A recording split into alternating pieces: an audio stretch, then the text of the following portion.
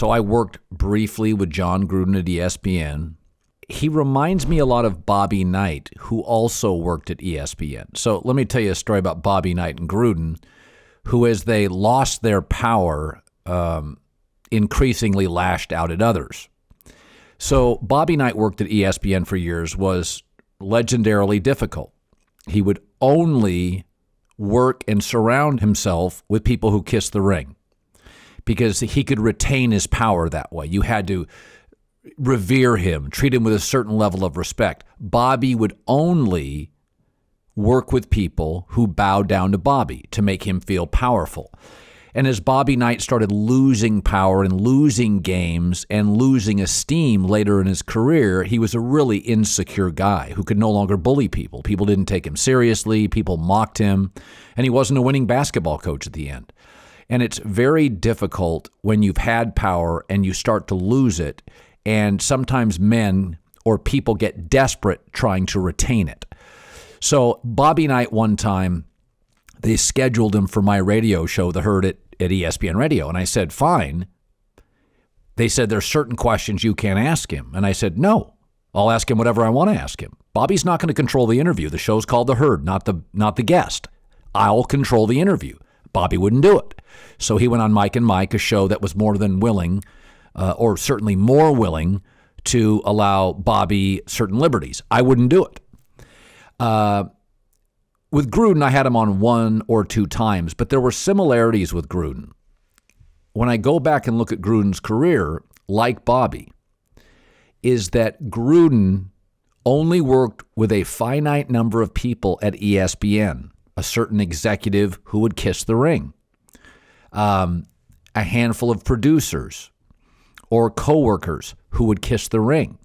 And so, like Bobby Knight, as Gruden became a losing football coach in the NFL and moved further and further away from the Super Bowl, he started lashing out his people who didn't adore him or he viewed as a threat. I'll give you an example. So in these emails, he's ripping Roger Goodell. Well, Gruden was at his height in Oakland from 98 to 2001. He was boy genius. And then in Tampa from 2002 to about 2004 and 5. At the end, remember, he stayed until 2008, but he was losing at the end. So when Roger Goodell became commissioner in 2006, boy wonder was boy blunder. And Goodell didn't take kindly to old school losing coach Gruden on TV, often ridiculing him behind his back. John had a history, was pretty well known, this I can verify, kind of bad-mouthing people who he saw as threats or in the way behind their back. He did that at ESPN. And then you go to Demoris Smith, who is negotiating 2011. And Jon Gruden is now, he's lost games, he's been fired, he's just a TV guy. And Demoris Smith, educated, Virginia law, worked under Eric Holder, attorney general. Again, John saw him as a threat because Demoris Smith wanted a less violent game to protect the players. And again, you're usurping power from Jon Gruden. This is where Bobby Knight and Jon Gruden are very similar. They're powerful. They're adored and beloved. As they start losing and lose that power, they lash out to people who are a threat. And people that are not going to allow the NFL to run the way John sees it fit are a threat. And this is why Gruden struggles to adapt, and it kind of fascinates me. What I saw with those emails is a terribly insecure guy.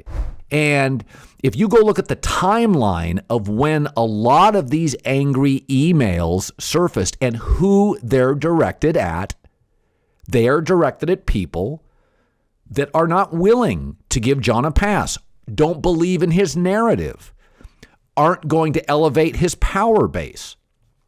The NFL's gotten, by the way, much more analytical. John's much more rah-rah. There's a way to play the game. The world is requiring John and guys like Bobby Knight to be more tolerant, to be more thoughtful.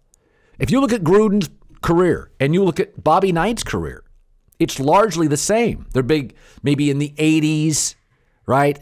It's the 90s, and the world changes. And they start losing.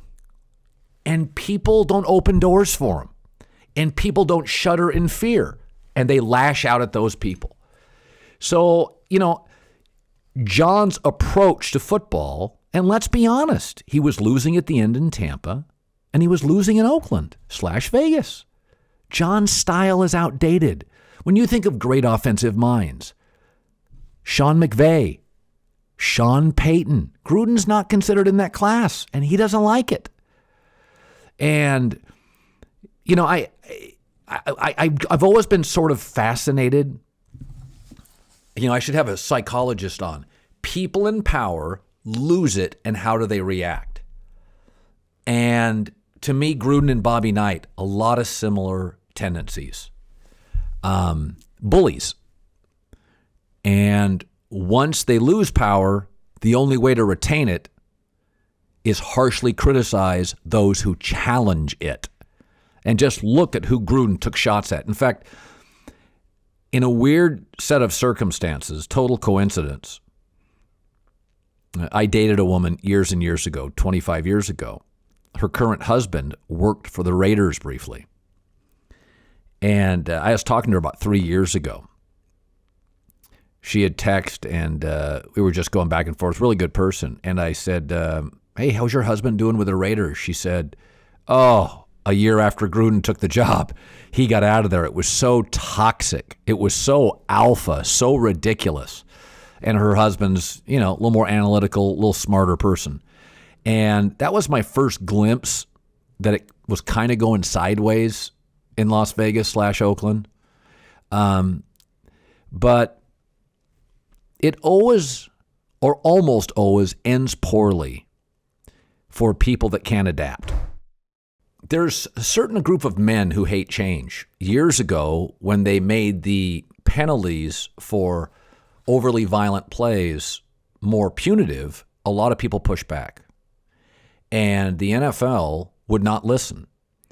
The NFL has been able to, over the course of 30 years, increase its fan base to 187 million Americans, according to research, and 43% of those are women.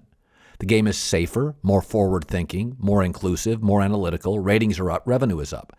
The game has frankly evolved past Jon Gruden, and now he is literally out of the league.